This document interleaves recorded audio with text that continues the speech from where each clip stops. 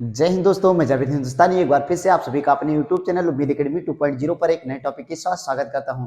जैसा कि जो हमारी ज्योग्राफी की सीरीज चल रही थी क्लास 5th ज्योग्राफी, उसी के आज ये हमारा दूसरे दिन का दूसरा लेक्चर है। आप स्टेप बाय स्टेप करके देखेंगे, बिल्कुल एकदम सावधानी पूर्वक क्लास को एकदम धीरे धीरे शब्दों को समझते हुए चलिएगा। इस क्लास में बहुत ज्यादा आपको आनंद आने वाला है। कल हमारी क्लास थोड़ा तेजी से हो गई थी, लेकिन अब ये धीरे धीरे रफ्तार हमारी एकदम धीमे धीमे चलेगी, जिससे आप लोगों को समझने में आसानी हो। क्योंकि ये फिफ्थ क्लास की एनसीईआरटी है, तो फिफ्थ वालों को अगर तेजी से बताएंगे तो उनके क्या होगा, दिमाग से बाउंस कर जाएगा। आप देखते हैं कि जैसे इसमें पहला जो यूनिट यहां से जहां तक बता रहा है,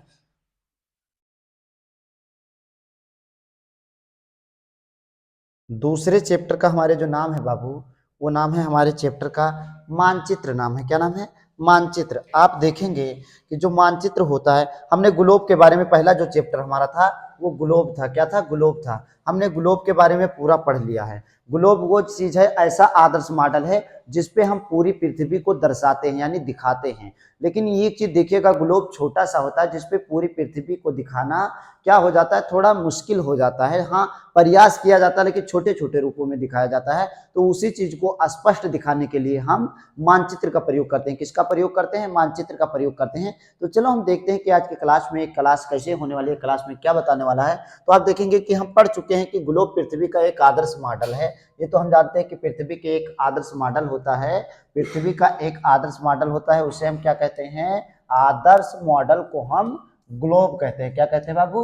हाँ, ग्लोब कहते हैं। अब उसके बाद में देखेंगे कि क्या ग्लोब का प्रयोग बहुत आसान है, लेकिन हम एक छोटे ग्लोब की सहायता से संसार की बहुत कम जानकारी प्राप्त कर पाते हैं। हाँ, इन्होंने सही बताया कि एक छोटे से मॉडल पे, क्या कहना चाहते हैं? एक छोटे से मॉडल पे यानी पूरे संपूर्ण पृथ्वी का बहुत कम ही जानकारी प्राप्त कर सकते हैं।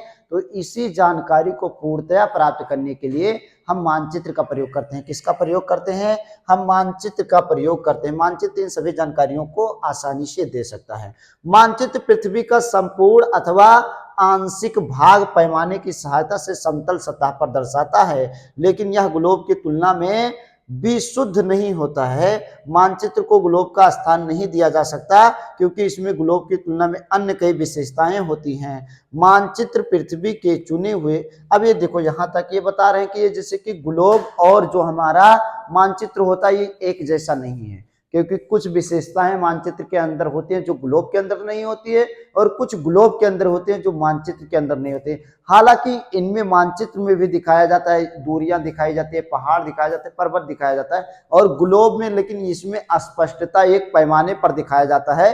और ग्लोब में वैसे मौखिक रूप से वैसे ये एक रेखा खींच दी जाती है मान करके, उसमें कोई निश्चित पैमाना नहीं होता है। तो इसमें उससे इसकी कुछ विशेषताएं हैं। आप देखेंगे मानचित्र पृथ्वी के चुने हुए भौतिक एवं सांस्कृतिक स्वरूप को दर्शाता है। क्या जो मानचित्र है ये कुछ चुने हुए भौतिक, जो पृथ्वी के चुने हुए भौतिक एवं सांस्कृतिक रूप को प्रदर्शित करता है। हम मानचित्र पर पर्वत, पठार, घाटी, नगर, महासागर, महानगर, गांव, सड़कें एवं रेलवे आदि दर्शा सकते हैं। ये कह रहे हैं कि जो मानचित्र होता है, मानचित्र में हम सभी चीजों को, यानी गांव को, रेलवे लाइन को, सड़कों को, मकान को, बागान को, खेत को, खलियान को, यानी सारी चीजों को हम मानचित्र पे आसानी से दर्शा सकते हैं, यानी उस पे मानचित्र पे दिखा सकते हैं। अब मानचित्र क्या होता है? ये कागज का टुकड़ा होता है, उस पे हम मान लीजिए ये चित्र बना दिए, इतने पे अंकित कर दिए, वही हमारा मानचित्र बन के तैयार हो गया।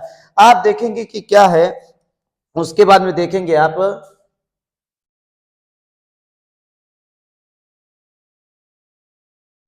ये देखिएगा कि जो बता रहा है कि अब उसके बाद में मानचित्र के प्रकार, यानी मानचित्र के कितने प्रकार के होते हैं। मानचित्र कई प्रकार के होते हैं। सबसे पहली बात, हमने मानचित्र ये देखा कि मानचित्र ऐसा चीज होता है जिसपे हमें भूमि, यानी पर्वत को, पहाड़ को, नदियों को, सड़क को, झरनों को एक निश्चित आकार में, एक निश्चित तरीके से, एक निश्चित बिंदु मान करके किसी पैमाने पर या कागज पर दर्शाया जाता है, उसी को मानचित्र कहा जाता है। उसी को क्या कहा जाता है बाबू? हाँ, मानचित्र कहा जाता है। आप लोग बहुत समझदार हैं, आपने सही उत्तर दिया, मानचित्र कहा जाता है। आप देखेंगे मानचित्र के प्रकार, तो मानचित्र कई प्रकार के होते हैं। मानचित्र जो विभिन्न प्रकार के भू स्वरूपों एवं जल स्रोतों को दर्शाता है, उसे भौतिक मानचित्र कहा जाता है। ये चीज ध्यान दीजिएगा कि जिसमें जैसे कि क्या होता है, भूखंड, जल, पर्वत, पहाड़, जिन मानचित्रों पे दिखाया जाए उन्हें भौतिक मानचित्र कहते हैं। क्या कहते हैं? उन्हें भौतिक मानचित्र कहते हैं। और जिनमें मतलब नगर दिखाया जाए, ये चीज दिखाया जाए, वो चीज दिखाया जाए, ये राज्य दिखाया जाए, राजधानी दिखाई जाए, तो ये हमारे क्या होते हैं? ये राजनीतिक होते हैं। क्या होते हैं? ये राजनीतिक मानचित्र होते हैं। और जिनमें प्राकृतिक चीजों को दर्शाया जाता है उनको हम भौतिक मानचित्र कहते हैं। जिनमें हमें प्राकृतिक चीजों को हम दर्शाते हैं बाबू, उन्हें हम भौतिक मानचित्र कहते हैं। जिसमें राजनीतिक यानी अपने जीवन से रिलेटेड जो हम अपने आप क्रिएट करते हैं, ऐसे मानचित्र को राजनीतिक मानचित्र कहते हैं। क्या कहते हैं? राजनीतिक मानचित्र कहते हैं। तो क्या होता है कि जैसे कि मानचित्र जो विश्व के देशों अथवा देशों के राज्यों एवं जनपदों में दर्शाता है, उसे राजनीतिक मानचित्र कहा जाता है। देखो बात वही हुई ना, उसे राजनीतिक मानचित्र कहा जाता है। इसके अतिरिक्त मौसम मानचित्र, वनस्पति मानचित्र और अलग अलग, जैसे मौसम का भी मानचित्र होता है, वनस्पतियों का भी मानचित्र होता है। और उसके साथ साथ देखेंगे मृदा। मृदा का मतलब क्या होता है बाबू? हाँ, मृदा का मतलब होता है मिट्टी। क्या? मिट्टी का मानचित्र होगा। खनिज का मानचित्र होगा। किसका मानचित्र होगा?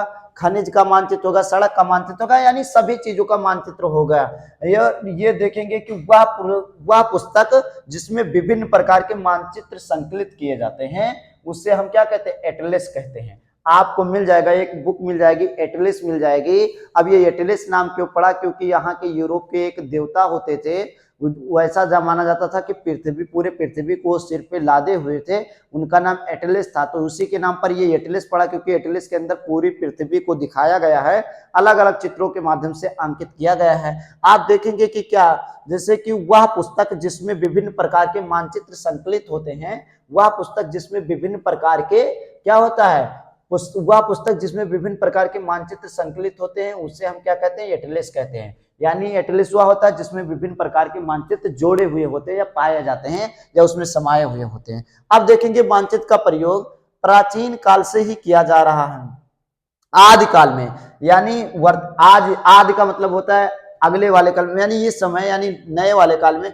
आदि काल मतलब जैसे कि पहले वाला जो काल था, आदि काल में आदिवासियों के द्वारा टहनियों एवं सीपियों के से बालू पर अपने क्षेत्रों का क्या होता था? मानचित्र बनाना प्रारंभ हुआ। यानी कहते हैं जो सबसे पहले जब आदि मानव काल था, यानी हड़प्पा सभ्यता के समय या बहुत समय पहले, जब हम मतलब जैसे कि हम लोग का जैसे होमोसोपियंस का वजूद नहीं था, उससे पहले जो अज्ञानी लोग होते थे, लेकिन वो भी मानचित्र कहीं ना कहीं जैसे दीवार पर, पर्वत मतलब जो पहाड़ों पर या बालू के टीलों पर क्या होता था? टहनियों यानी लकड़ियों से या कि सीपियों से, जिससे आसानी से लाइन खींची जा सके, उनके माध्यम से अलग अलग तरीके से छोटा मोटा मैप बना देते थे, अलग अलग चिन्हों के माध्यम से, जिससे वो पहचान जाते थे कि हाँ इसकी चिन्ह बनी है तो ये चीज यहाँ पे है, ये चीज ये है। तो इस तरीके से पुराने जमाने से ही मानचित्रों का प्रयोग किया जाता था। कालांतर में गणित एवं ज्यामिति का प्रयोग मानचित्र के निर्माण में किया जाने लगा। यानी कालांतर यानी वर्तमान में, यानी आज काल के अंत में, यानी वर्तमान में क्या होता है? गणित एवं ज्यामिति का प्रयोग मानचित्र के निर्माण में किया जाने लगा। विशेषकर नाविकों को अपनी यात्रा के लिए मानचित्रों की आवश्यकता होती थी। क्या होता था? जैसे मानचित्र पर सभी चीज दर्शाया जाता था, तो जो नाविक होते थे तो मानचित्र को देख लेते थे, ये चीज यहाँ पे है, ये चीज यहाँ पे है, तो वो उसी के हिसाब से उसी दिशा में चले जाते थे। और वो उस स्थान पर जब पहुंच जाते थे तो उन्हें पता हो जाता था कि हाँ हम अपने डेस्टिनेशन यानी अपने हम मंजिल पर पहुंच गए हैं। कालांतर में वैज्ञानिक सर्वेक्षण एवं यंत्रों की खोज से भूगोल शास्त्रियों के विभिन्न प्रकार के यथार्थ मानचित्र बनाने में सफलता प्राप्त हुई। लेकिन नए नए यंत्रों की खोज से, नए नए चीजों की खोज से वैज्ञानिकों ने अलग अलग, जैसे कि गैलीलियो ने दूरबीन का आविष्कार किया, और इसी सारे चीजों का प्रयोग करके मानचित्र बनाने में और ज्यादा फायदा सुगम हुआ, जिससे कि एकदम स्पष्ट व्याख्या मिलने लगी। और आप देखेंगे कि क्या होता है मानचित्र बनाने, देखेंगे कि आप मानचित्र बनाने में क्या, मानचित्र की जो मानचित्र बनाते हैं, मानचित्र कला कहते हैं। जो मानचित्र बनता है उसे मानचित्र कला कहा जाता है। मानचित्र बनाने की कला को मानचित्र कला कहते हैं, जिसे हम इंग्लिश में कार्टोग्राफी बोलते हैं। क्या बोलते हैं? कार्टोग्राफी बोलते हैं। और जो इनको बनाता है, जो मानचित्र को बनाता है, उन्हें मानचित्रकार यानी कार्टोग्राफर बोलते हैं। क्या बोलते हैं?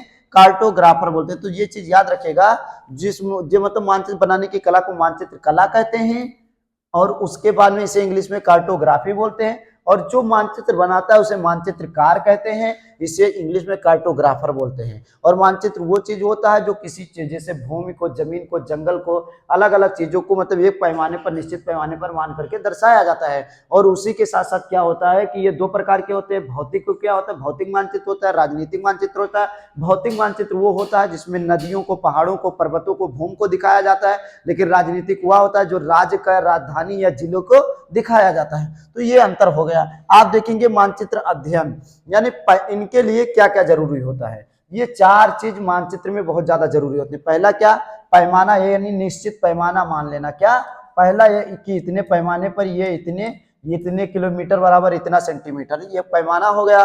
दूसरा हमें दिशा होना चाहिए, इस दिशा में जाने पर ये चीज इतना होता है, दिशा होगी। और चौथा जो होगा वो रंग होगा, उसी के साथ साथ क्या होगा, और रंग एवं चिन्ह होगा कि इस चिन्ह से इसको हम क्या करेंगे, दर्शाएंगे। तो क्या होगा, पैमाना होना चाहिए, दिशा होनी चाहिए, रंग होना चाहिए, और एक क्या चाहिए, एक चिन्ह होनी चाहिए, निश्चित चिन्ह होनी चाहिए। आप देखेंगे कि ये चिन्ह आदि मानचित्र निर्माण एवं अध्ययन के प्रमुख औजार होते हैं। सबसे पहला चीज हम स्केल देखते हैं, पैमाना देखते हैं। पैमाने में बिना मानचित्र खाका चित्र होता है। हम मानचित्र पर पृथ्वी का वास्तविक आकार नहीं बना सकते, इसलिए हमें पैमाने की आवश्यकता होती है। मानचित्र पर 100 किलोमीटर की दूरी को हम 1 सेंटीमीटर में दर्शा देते हैं। यानी इतना बड़ा मानचित्र में इतनी बड़ी पृथ्वी हम कहां से बना पाएंगे, इतना जिसका इतना 32,87,263 वो सॉरी इतना मतलब जो क्षेत्रफल, इतना ज्यादा क्षेत्रफल है, तो ये हम कैसे दर्शा सकते हैं। तो इसलिए इन्होंने क्या कहा कि ऐसा पैमाना होता है जैसे हमें 200 मीटर की चीज कोई खींचनी है तो बराबर इसे 2 सेंटीमीटर बराबर 200 मीटर, 200 किलोमीटर हम दिखा देंगे। तो इसी के कारण कहते हैं कि पैमाना यानी अगर पूरे पृथ्वी को पैमाना बना प्रदर्शित किया जाए तो बहुत बड़ी चीज हो जाएगी। तो इसीलिए 100 किलोमीटर बराबर क्या होता है, 100 किलोमीटर बराबर 1 सेंटीमीटर दिखा दिया जाता है पैमाने पर। तो ये इसके क्या होता है, इनके प्रदर्शित करने में यानी मानचित्र के लिए सुगमता होती है। क्या होती है, मानचित्र के लिए सुगमता होती है। तो ये था, इस चैप्टर में हमने ये देखा कुछ। अब देखेंगे हम नेक्स्ट वाला देखते हैं कि नेक्स्ट वाले में दिखाया गया है कि हाँ, दूरी को 1 सेंटीमीटर में दर्शाया जा सकता है और इसे मानचित्र का पैमाना कहा जाता है। इसी को क्या कहते हैं, मानचित्र, यानी जो दूरी हम दिखाते हैं, निश्चित दूरी दिखाते हैं, इसी को हम मानचित्र का क्या कहते हैं, पैमाना कहते हैं। क्या कहते हैं, मानचित्र का पैमाना कहते हैं। आप देखेंगे यानी जो ये 100 किलोमीटर बराबर 1 सेंटीमीटर दिखाया जाता है, इसको मानचित्र का पैमाना कहते हैं। क्या कहते हैं, मानचित्र का पैमाना कहते हैं। पैमाने की सहायता से हम मानचित्र पर लंबी दूरियों को दर्शा सकते हैं। दूसरा, ये तो पहला पैमाना होगा, स्केल होगा।